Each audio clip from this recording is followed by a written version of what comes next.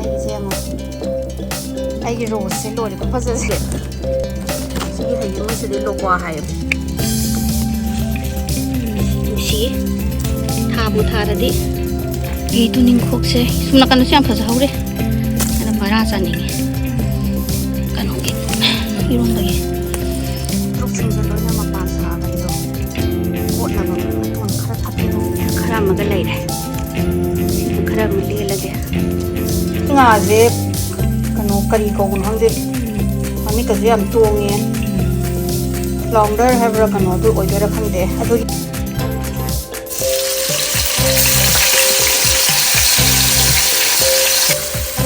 Minute 5 नत्रसु minute 3-4 मुंगौदी यारनीꯉꯥꯁꯤꯁꯨ ꯃꯨꯟꯈꯠꯂꯛꯑꯦ ꯐꯖꯔꯤ ꯃꯁꯛ ꯀꯟꯅ ꯐꯨꯠꯂꯤ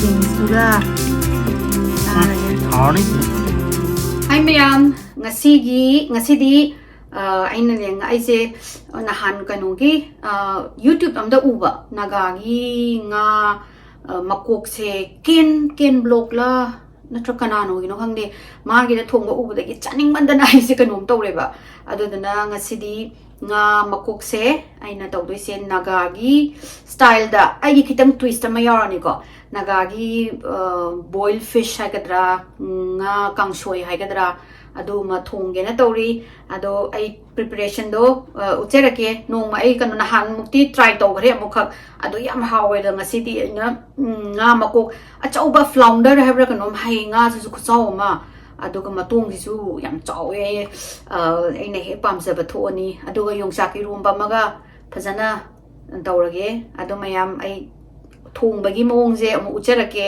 ꯍꯣꯏ ꯃꯣꯏ ꯍꯧꯖꯤꯛꯀꯤ ꯃꯔꯛꯇꯨꯕꯨꯗꯤ ꯌꯥꯎꯕꯅꯦ ꯚꯤꯗꯤꯑꯣꯗꯣ ꯑꯗꯣ ꯑꯩꯒꯤꯁꯤꯅ ꯑꯃꯨꯛ ꯑꯩꯒꯤ ꯇ꯭ꯋꯤꯁꯠ ꯑꯃ ꯈꯤꯇꯪ ꯍꯥꯞꯄꯒ ꯑꯃꯨꯛ ꯊꯣꯡꯒꯦ ꯑꯗꯣ ꯃꯌꯥꯝ ꯌꯦꯡꯃꯤꯟꯅꯔꯦ ꯑꯩꯈꯣꯏ ꯁꯄ꯭ꯔꯤꯡ ꯂꯥꯛꯄꯗ ꯌꯥꯝ ꯐꯖꯔꯦ ꯑꯩꯒꯤ ꯂꯩꯁꯤꯡꯁꯦ ꯂꯣꯛꯂꯩꯁꯦ ꯍꯦꯛꯀꯦ ꯍꯣꯔꯦꯟ ꯏꯔꯣꯝꯕꯒꯤ ꯉꯥ ꯅꯥꯒꯥ ꯁ꯭ꯇꯥꯏꯜ ꯄꯣꯛ ꯇꯧꯒꯦ ꯑꯗꯣ ꯑꯩꯒꯤꯁꯦ ꯌꯦꯡꯉꯣ ꯑꯩꯒꯤ ꯔꯣꯁꯁꯦ ꯂꯣꯏꯔꯦ ꯈꯨꯐꯖꯁꯦ ꯐꯖꯅ ꯁꯥꯠꯂꯦ ꯑꯩ ꯃꯃꯥꯡꯒꯤꯁꯤꯅ ꯑꯩꯅ ꯃꯃꯥꯡꯁꯤꯅ ꯂꯩꯒꯨꯝꯕ ꯑꯣꯏꯅ ꯂꯣꯏ ꯊꯥꯏ ꯁꯤꯃꯁꯨ ꯁꯥꯠꯀꯠꯂꯛꯏ ꯃꯈꯟ ꯁꯥꯠꯂꯤ ꯑꯗꯣ ꯆꯦꯔꯤꯅꯤ ꯁꯤꯅ ꯆꯦꯔꯤ ꯄꯥꯟꯕ ꯍꯧꯔꯦ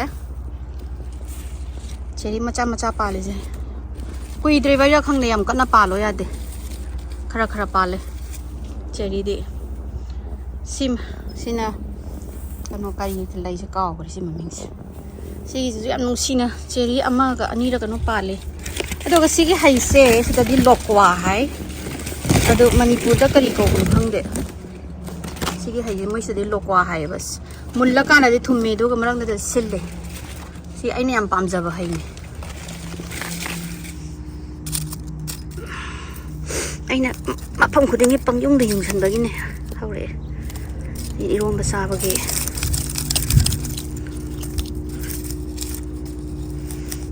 ꯑꯗꯣ ꯑꯩꯅ ꯑꯃꯨꯛ ꯄꯌꯦꯛꯇ ꯍꯦꯛꯇꯣꯛꯈ꯭ꯔꯒ ꯑꯃꯨꯛ ꯁꯤꯒꯗ꯭ꯔꯥ ꯍꯧꯔꯣꯏꯔꯣꯏꯗ꯭ꯔꯥ ꯍꯥꯏꯅ ꯑꯃꯨꯛ ꯄꯥꯈꯠꯂꯤꯕꯅꯤ ꯇꯧꯔꯤꯁꯦ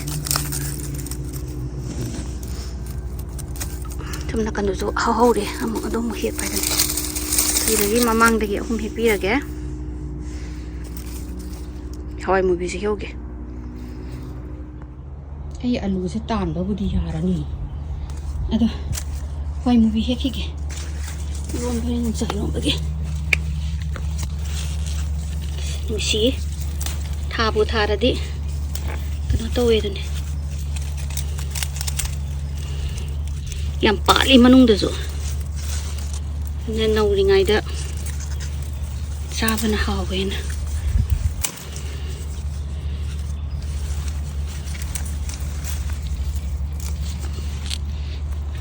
ꯍꯥꯏꯗꯤ ꯌꯥꯝ ꯄꯥꯜꯂꯤ ꯑꯩꯈꯣꯏ ꯁꯥꯏꯗꯗꯤ ꯍꯋꯥꯏ ꯃꯨꯕꯤꯁꯦ ꯁꯨꯝ ꯀꯥꯟꯗ ꯁꯄ꯭ꯔꯤꯡꯗ ꯌꯥꯝ ꯄꯥꯜꯂꯦ 이런 바닥에 두닝 콕세 숨나간도 참 파서 그래 나는 말하자니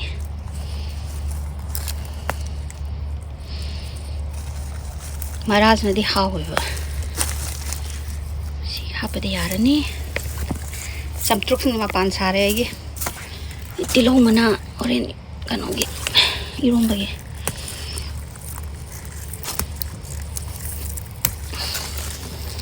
칼라에 라푸 사야라니 라푸 어홈 디롱 칼라에 라푸 어홈 사야 라푸 어홈 하 칼라에 갈리안 야니가 박바이주 핵비라게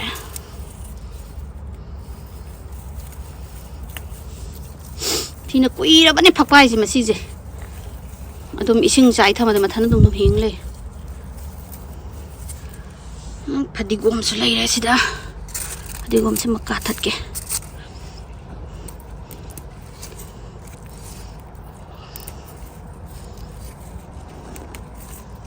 samtruk sing je loina ma pan sa gare do ko na ba matun khara that ke thong ne oi ma pan sa gare Yongchak tum to piro na yam hai Yongchak tu handang ning tham da da loin ken khre aduga mai masa no ba thindorei nakana kan thindorei da sine amu phaja na mana pal kan dam hapake sida khara maga lai re sima khara ma le lage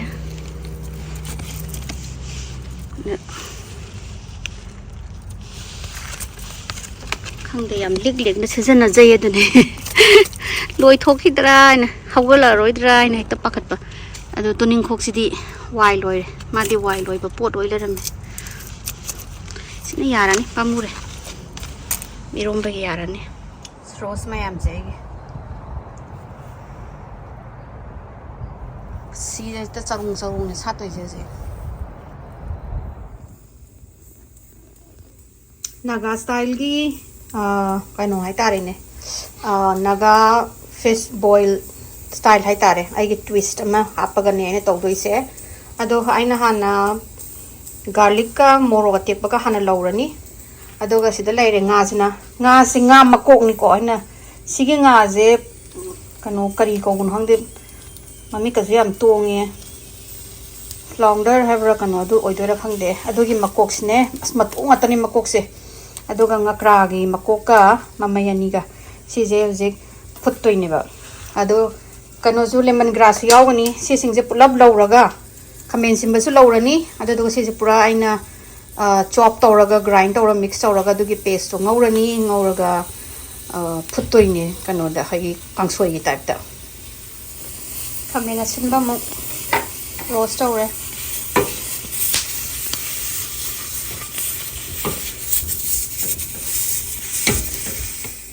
kai manipur gi soibum ne adu khar ting thoi si so hap toi ne horan sina eromba gi ngamula ro ting thoi kaya ba de pema tomato mami na burn to ini sin masok na api se phadigom mara ne chai roasted garlic ka man morok to ne dagi di lemon grass hape si hana chop tawrani chop tawraga khamena simba je mo hapsan ge thongba hawrage masai gi paste to silare aina tawbodo si paste ge thau khitang da hana ngauge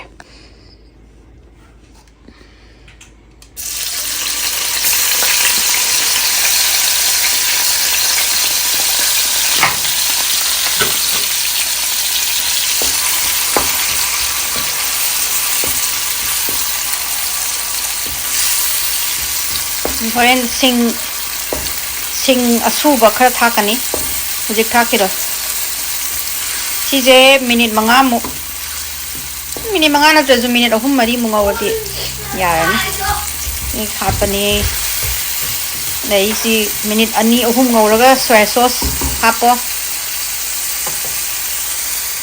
soy sauce hapage si soy sauce season ai season soy sauce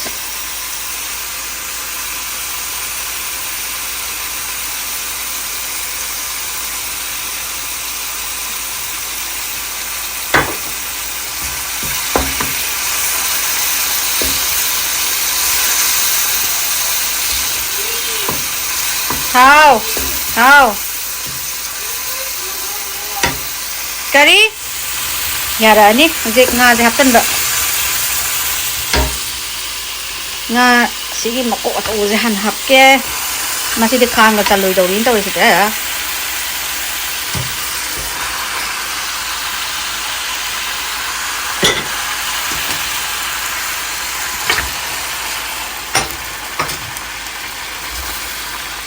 kum jalaga aji thum matak ta thum chai salani aina adoga machal khara hapani doga slow cook toke thum thae adoga machal thae du kitang amu on thoi je ki nga ma cook to ada sai ma kum jalaga thamani doga mahi kitang kang jalapado da mu mahi mu hapani phadigo mayam hapine hujik aina mahi kitang hape adagi padigom khara saisan gare soibum hape soibum manipur soibum do kitang hangdi ngatang tingtho e to ga hape sing suba mem hape adoga sirara kong kitang hape jeksi phut khrage mai leitharaga mai medium ma thamaga phutloge irombagi mayan iron thoge yongchak leire ada sidaida hawai movie je asumai chaung phangi moi diam chawe hawai movie je chawom tawe adona moi maru je alu haptrasu masi mix khara hapadi dum mafon thoe morok ti dum ai gi hainadrasu yari morok ti ai gi arui bi morok ne hapi je ne iron thoge je cha iromba loire lomba tunawngana kai kai no ma'am garnish tawre nga jisu mukhala fazari masak kan phutle asi mu phadigo mamu ma'am mu friend noiram daira ma'am mu thakini nga je khaga mulapagi sida ai beans ka khamen ga hapaje hawgune ei chi sanu pa kan isaulang beans ka khamen ga je hapaga pulam minarani amot ora ina ton nang jai do bo tisi hawro fisi da hawe bamboo shoot hawro ton to hawe homework to loire chak cha to ni chak lora paga morok sa dabra kaji little sabra for me. hawra ge sak la me da pidi saning dri Hi, Mia. ha You will pick thumbs up at the end. kai no nang jai do ate kai no ba fisi ga bamboo shoot da to And white rice. kai no be ma Never the before. sak sarage sak la me sai gi nga ma ko achau do ni se da pi gi kha me sina ai gi ni te yango ba si mayam je No. 이 beans tuga sarage 하니 진짜 hawe nangani nang ma mo ko se ke kan no sare ha nga ka tawi ni Tuwi. ot pada tuwi ri ne ba but nang nga mo ko se mo ko ole makok si do haudi lo he tu jawe wa ni chau sa Yongchak nữa Yongchak uba ko thằng nào cái trái nào thằng Tuấn cây trái nào năng được không But you were the boyfriend never been there before. yeah coi nó I gì could nữa do that. I'm very right. And mommy put him. thum rice nó năng trái thum cả nga jadi nga Hola, Mia. ola ka haje le mani prim tang ang ko kanu se nga makok se ko o ma si ku thong je naga gi fish thong bada ai gi kitang style hapsan bai da twist sa ro ma se hawre kanu hawai movie hi ure ngi da pe chum đây rồi adu ni eromba ba mo ko kin sa ge cha cái con sa rồi hay nga je flounder hay bra cái flounder hay đánh nga cho anh nè đây là cái gì ha bin sa pa sa dem thôi how was it How? mua sa bra Một trái gì? mua sa ya Em một trái tê. sa te là sa de hay rồi Sao đi? Còn đi ngay một cô theo thì đúng mà chung là khổ mình xin ngay rồi càng phòng đời cái mà cô theo Check.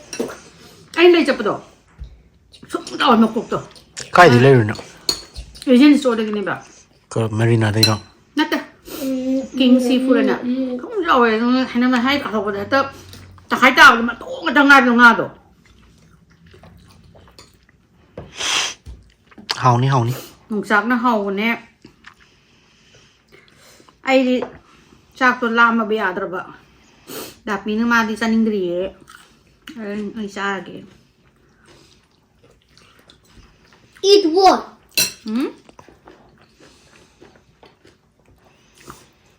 cái đó bên juice làm thay được fish sao bảo không bà fish farm rồi Palm tê. cái gì đứa này à bà Ôi.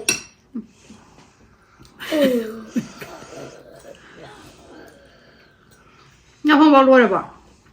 Rồi. Mai bìm. Hay nghe một vòng trọc rồi mình quỳ ngang đấy. Chắc. Overcoat sẽ. Whose birthday is coming up now na? Helping hand hay là đặc biệt. Any. Ai ni na ti ai gi. Ayo, ai gi. Bener. Helping hand là cái nào đó. Mình nấu mới hắn thêm đó ngang đó. Anh Yongchak tôi đi đấy nè. Thì sinh một cái mà ngại hoàn cả cái nông lệ này tôi thì phải sinh một cái Yongchak sinh rồi. Pretty fresh. Mà tao mình nè. Helping hand em nông ai bên này. Phải đi US lấy ba. Mà pan outside Manipur lấy ba pot đúng. Phải rất là đúng thà biết con này vậy. Ai khara ni khara rồi. Yongchak overcoat mềm ra là cái này. Overcoat lo fresh rồi. Overcoat hay cái nào đấy. Hay là fresh đó. Overcoat rồi bây giờ. Hào ấy. Hảo ấy. Nhưng sao hả? Đặc biệt. Biết. Khamen hạp gì? Chỉ cái bình sẽ cái em hào ấy. Để vegetable là mà anh ạ. Hào này mua cái xài. Iwong bara sira mua cái xài.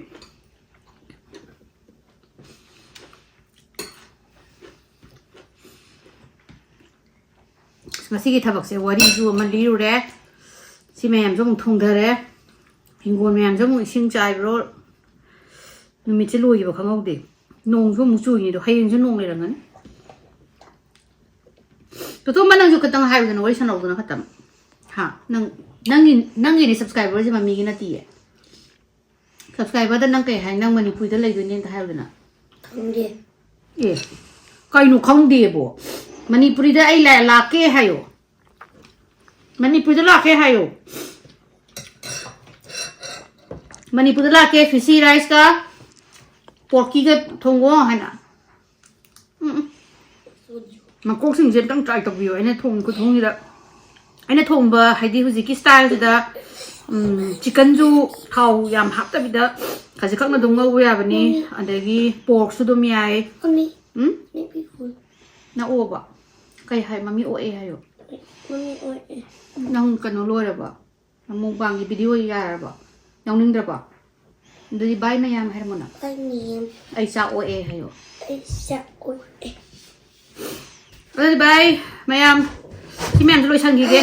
Ado ai hay do si sing gi lo na ma khan khu de ba ngam man thong ba ya ba ni ado vegetable se hawai ka thampa pi hebra adu ne mo hena haw ne dagi hawai uri ju hawe adu lai tam ne beans hape beans su dum hawe adu mayam jum tang try to yo adu mathang gi mathen anoba amuk thiraga thong ga hapsala ge bye mayam Oh no.